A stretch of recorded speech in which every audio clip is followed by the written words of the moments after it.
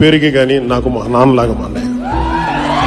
మా అన్నయ్య అంటే నాకు ఎంత ప్రేమ అంటే ఎంత ఇష్టం అంటే, అన్నయ్య గురించి ఎవడన్నా నెగిటివ్ మాట్లాడితే లాగి దౌడమే కొడతాను ఈ రోజు కూడా.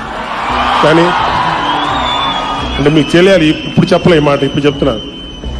ఎందుకంటే అంటే మా అన్నయ్యనంటే ఎవరు తట్టుకోలేదు. మా నాన్న అంటే ఏ కొడుకు తండ్రిని అంటే తట్టుకోలేడు, అలాగే మా అన్నయ్యనంటే ఒక కొడుకులాగా.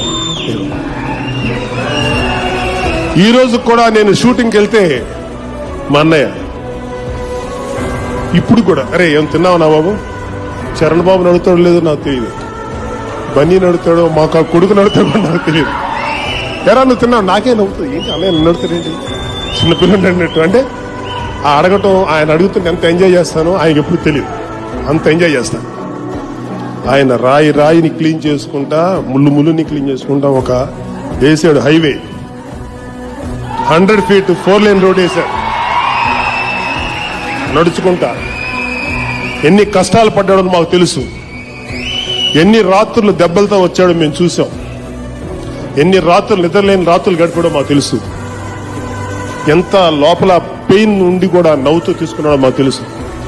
మా నాన్నగారు రిటైర్ అయిపోయి బాధ్యతలు తీసుకునే లోపు ఈయన ఎదుగొచ్చి మా నాన్న బాధ్యతల్లో 70% మా అన్నయ్య నెరవేర్చాడు.